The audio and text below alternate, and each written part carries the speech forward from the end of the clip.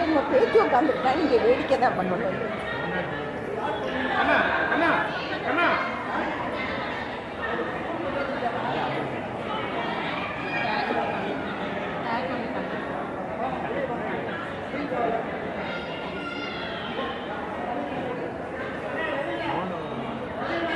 யாருமே தெரியும்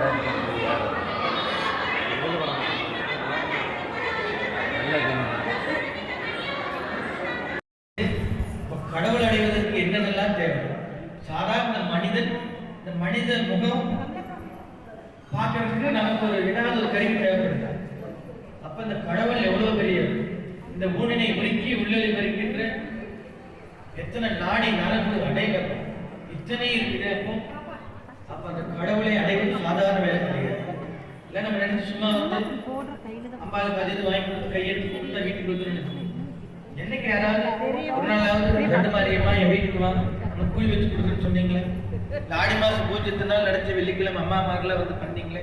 ஒரு நாளாவது அம்மா என் வீட்டுக்கு ஒரு நாள் வேப்பிலைக்காரி, வேதனை தீர்ப்பவழி, குங்குமக்காரி, குறையெல்லாம் தீர்ப்பவழி, நான் தினமும் இங்கே வந்துட்டு இருக்கிறேன், நீ ஒரு நாள் அம்மா உனக்கு சாப்பாடு கொடுக்குற ஒரு ஆள் மனசார நினைச்சிருக்கீங்களா? ஏன்னா நம்ம நினைப்பு என்னன்னா நம்ம எல்லாம் கூப்பிட்டா வருவாங்க. என்னம்மா மீன்காரன் ஆத்தாடி மாரியம்மா சோறு ஆக்கி வச்ச வாடியம்மா ஆளாக்கு அரிசி பாலாக்கு வேணாம் தின்னு போட்டு ஓடியம்மா திட்டதுக்கே வந்துச்சு. ஏன்னா அவர் கூப்பிட்டார், தன்னுடைய அன்பை எப்படி காட்டுமா காட்டினார். கண்ணப்ப நாயனார் கொடுத்தார், கொடுத்து கடவுள் ஏற்றி கொண்டது. கண்ணை கொடுத்தார் அன்புல, கரியை கொடுத்தார் அன்புல. அப்ப நம்ம அந்த அன்பு இருக்கிற, அன்புக்கு மேல ஒண்ணுமே கிடையாது. எதை விதைத்தாலும் அறுவடை செய்யலாம். அன்பை விதைத்தோமையானால் நம்ம அறுவடை செய்ய முடியாது. நமக்கு எதில் பண்ணினாலும் பண்ணிக்கலாம். ஆனால் நம்ம விதைச்சிட்டோம்னா, ஒரு தடவை நம்ம ஒரு அன்பை வச்சுட்டோம்னா அது கடைசி வரைக்கும் இருக்கு. அதுபோல நீங்க அந்த அன்பை விதைத்தோமையானால் அது பண்பாகும், பண்பு பாசமாகும், பாசம் பக்தியாகும், பக்தி சக்தியாகும், சக்தி புத்தியாகும், புத்தி யுக்தியாகும், யுக்தி நல்ல முக்தியாகும். இத்தனை இருக்குது வழி. ஒரு குழந்தை, அந்த குழந்தை பெண் பிள்ளை, இவருடைய மகள், இவருடைய மனைவி, இவருடைய அம்மா, இவருடைய பாட்டி, எப்படி போதுமா வாழையடி வாழையா ஒவ்வொரு படிக்கட்டா போற மாதிரி தீப தூப ஆராதனை நடைபெறும். அது வரைக்கும் மந்திரம் எல்லாரும் சொல்றோம். ஒருத்தர் சொன்னால் மந்திரம், நம்ம எல்லாரும் சேர்ந்து சொன்னா என்னவாகும்? மகா மந்திரம். கூட்டு பிரார்த்தனைக்கு சக்தி அதிகம் உண்டு.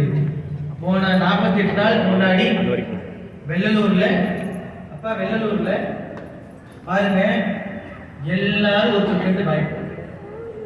யமதர்மராஜா வந்தா பயக்கார ஆள் இருந்தா என்னங்க. ஆனா வெள்ளலூர்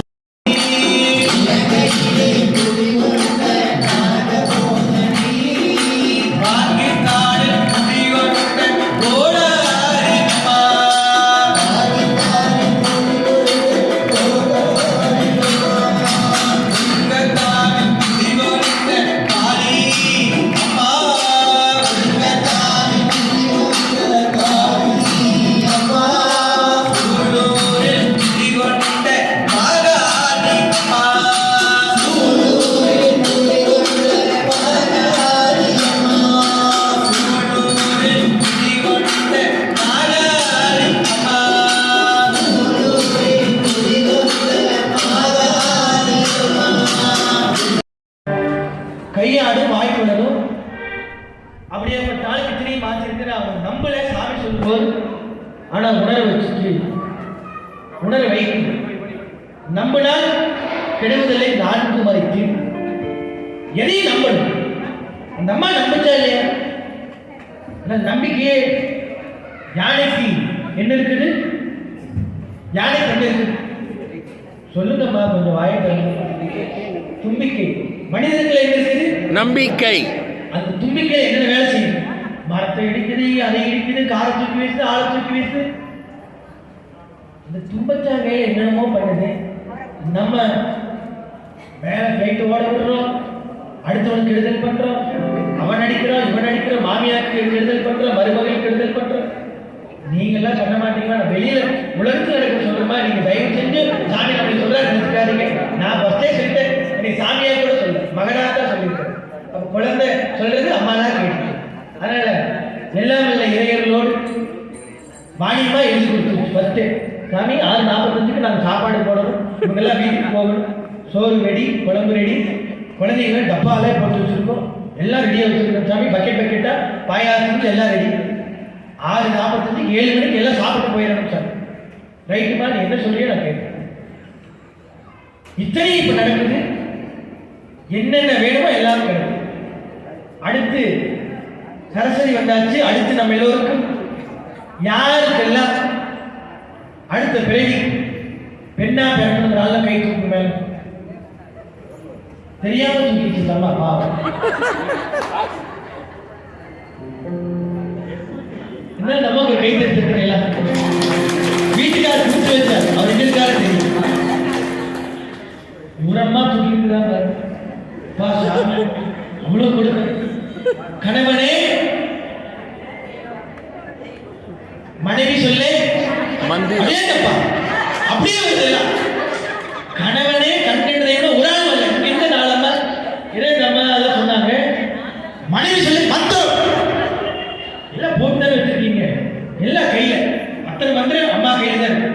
ஐயா பாருங்க ஐயா, கணவனே சொன்ன எல்லாம் வாயில் புறக்கட்டை வச்ச மாதிரி இருந்தாங்க. மனைவி சொல்லே சொன்ன எல்லாமே மந்திரம். பார்த்தீங்கன்னா இப்போ உங்கள ஒரு அம்மா தவிர மீது யாருக்கும் அடுத்த ஜென்மால பெண்ணே கட்டக்கூடாது. ஆனால் நீங்கள்லாம் உங்க மனசுக்குள்ள நினைச்சிருக்கிறத நான் இப்போ சொல்றேன். நீங்க எல்லாரும் என்ன நினைச்சிருக்கிறீங்கன்னா, கடவுளே எனக்கு எந்த பிரிவு வேண்டாம், அடுத்த பிரிவு எனக்கு கொடுக்குற மாதிரி இருந்தீங்கன்னா என் வீட்டுக்கார எனக்கு மனைவியா கொடுத்து, வேற ஒன்றும் பண்ணாரு, என் கடவுளை மனைவியா கொடுத்துட்டு இந்த யுகத்தில் என்ன பண்ண பாடு அத்தனை பாடு அடுத்த ஜென்மால ஆட்டி படைச்சு ஒரு வழி பண்ண வேண்டாம். எங்க அம்மால நினைக்கிறது எல்லாம் சிரிக்கிறாங்க. அப்படியே எப்பதான் மனசுல நினைச்சு சாமி அப்படியே சொல்லிட்டாரு, அடுத்த பிறவி எனக்கு கொடுத்தீங்கன்னா என் வீட்டுக்கார மனைவியா கொடுத்து தும்சம் பண்ணிட்டு தான். நீங்களே பயப்பட வேண்டியது. அம்மா பராசக்தி உங்களுக்கு அடுத்த பிறவியே கிடையாது. எல்லாம் கேட்டுருங்க எல்லாரும். இதுக்கு மேல புல்லாய் கூடாய் புழுவாய் பல்விருகமாய் பறவையாய் பாம்பாய் கல்லாய் மனிதராய் பேயாய் கணங்களாய் வல்லழுதராய் முனிவராய் தேவராய் ஒரு பிறவி கிடையாது உங்களுக்கு ஒண்ணுமே. ஆனா ஒண்ணு, எப்ப ஆத்துக்கார கணவனை வாடா போடா அவனே இவனே பேசுறாங்கெல்லாம் பிறவி இருக்கு. நான் சொல்லல, கடுபுரான பிறவி இருக்கு. நீங்க எல்லாம் சொல்ல மாட்டீங்க. கோயம்புத்தூர்னால தெய்வமான வெளியிருக்கிறாங்க சொல்லுங்க. நீங்களாம் பேச